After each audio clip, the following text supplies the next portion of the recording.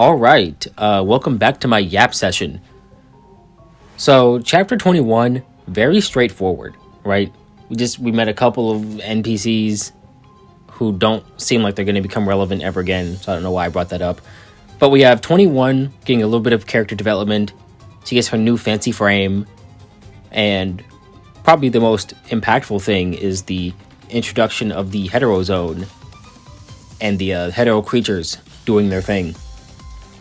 So starting off with 21, because that's where the chapter started off with, she gets a new frame. And over the course of the chapter, we learn that Vera is the one who kind of got her this frame. I assume by like accumulating favors behind the scenes. And like I think back to that node in Spiral of Chronos where Vera is like delivering some like file to Murray. But as for this frame itself, we see that it has these animal characteristics, and you learn in the chapter that they tried giving her a more humanoid frame, but it didn't work. She actually did worse in the humanoid frame, and that's because, of course, the big conflict of the chapter is 21 can't see herself as a human, and that's like what causes your mind to deviate, is when your internal self and your external self differ from each other.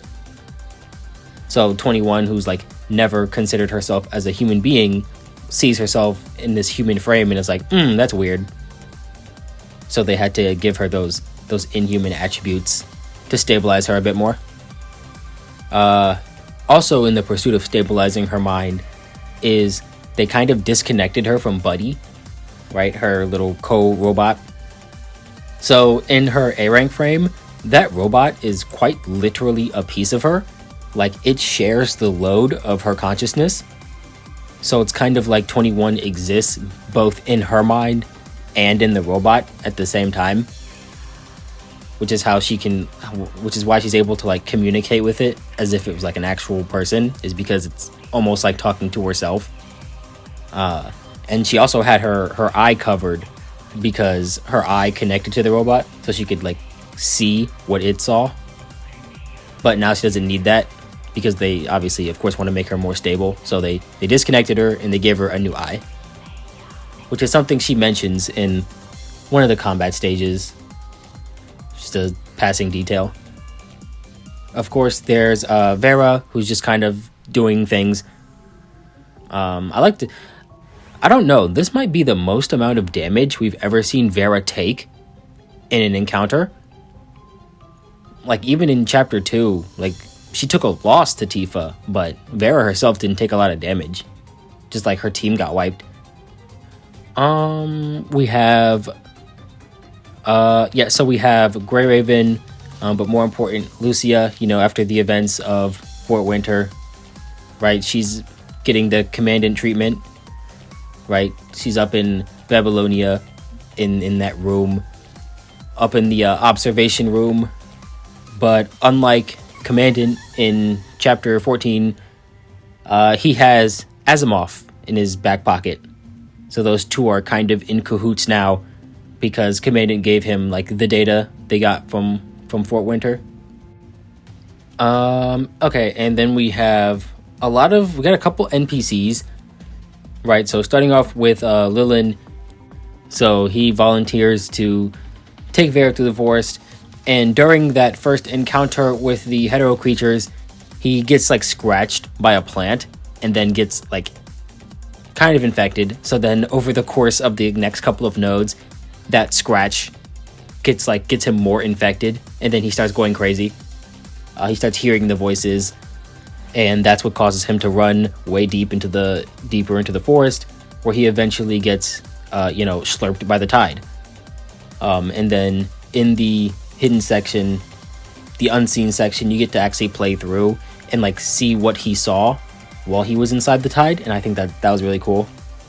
Let's see, there's another NPC, Canon, and I guess Canon is just kind of there to have like another parallel to 21, because she doesn't do very much, and by very much I mean anything. Like, they talk in the forest, and then they have their time at the little banquet. And that's it. That's really it. Like, you don't see canon again until, like, the very last node, when there's, like, a flashback of them evacuating people. I like to think canon is supposed to be the what if, as in what if 21 didn't come to this realization that she can just be herself. Because throughout the chapter, well, I guess not throughout the chapter, because canon's only there for like 2 seconds, but we see that some of the villagers, they do like canon, right? Like, canon isn't just like, shunned by everyone. Yeah, Lilin is like kind of a dick, but he's like 15, so like, who's not a dick at 15? But like the grandma, who I accidentally called Hoth.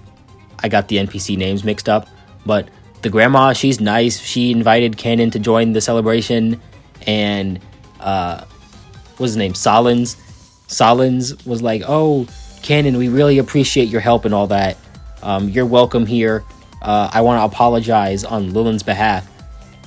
And I was reading that, and I'm listening to Canon talk about how they'll never accept someone like me. I can't change for them. And the thing that popped into my head was that one scene of, if you've ever seen Meet the Robinsons, of Goob, who's just walking down the hallway, and they're like, "Goob, you're so cool, you want to come hang out at my house?" And he's, "Everybody hated me." That's how I see canon. But yeah, I think she's supposed to be a what if 21 chose to be like that instead of, growing up. So speaking of everybody else, Solins was cool. That's really the only NPCs that matter. Then of course we have the hetero creatures. Right, the hetero creatures are beginning to show like early signs of consciousness. I think, yeah. Right, they're beginning to cooperate with each other. They can see bigger pictures, which is like a pretty scary thing, because the humans can't get anything done because they're too busy fighting each other. So we need to put a stop on that, like right now. So we have Grey Raven's mission, where they found the hetero creatures, kind of just, bunch of bodies chilling in an area, and I'm thinking, I know I said that those might have been the result of suicide. Well, that's Commandant's theory. But we did see, this is a thing alright, so some things I cut in the chapter. There was one like half node where we see Vonnegut and Cinderelic and Lithos, and they're kind of observing some of the hetero creatures, looking for those, signs of cooperation.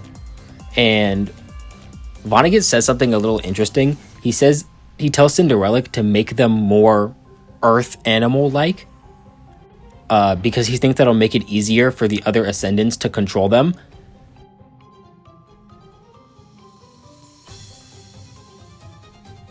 And I mean, I guess, like, maybe it's easier to train a dog than, an eldritch horror beyond comprehension.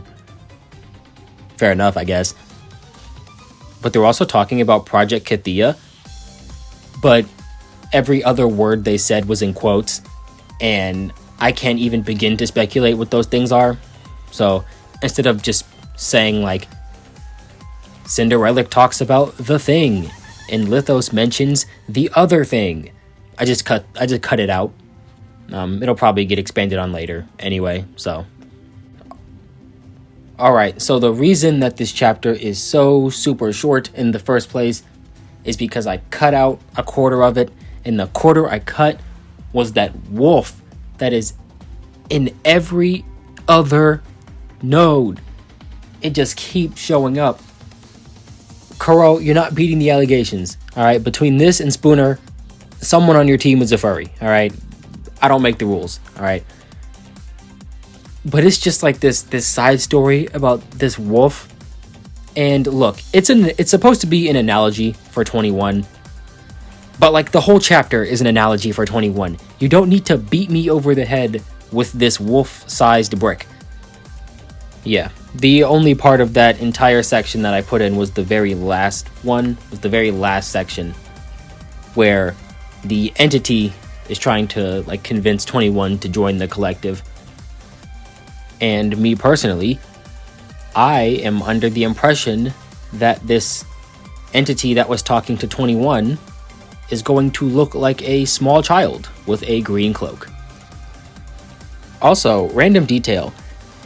When you look at Fenrir's introductory cutscene, did you ever notice how big Buddy was? Is it just like a perspective thing? Because Buddy looked huge. The unseen stages were fantastic this chapter. Definitely a much bigger improvement to Left Unsaid. Left Unsaid, it just felt like if you did the unseen, it just added like an extra line of dialogue. But this time it added like an actual different perspective. Like during the Lilin stage, if you did the unseen, you can see what Lilin sees inside the tide, right? You get to see how he comes across all the other consciousnesses of the other people who went missing in the forest. Okay, so I'm just tacking this on the end, post-edit. To the person who gave me the idea for these post-video yap sessions, shouts out to you. That was a very good idea. I intended for it to be just like a one-off thing with the chapter 21 to 23. But I saw that they did pretty well. So I was like, oh, I might as well keep up with it. So, shouts out to you. I'm not going to put you on blast in front of everybody, but that was a good idea. They also don't take very long to make, so double win. Yeah, well, that wraps up all of my thoughts. If you have any questions or concerns, you're more than welcome to put those in the comments. I don't know how to make outros. Bye.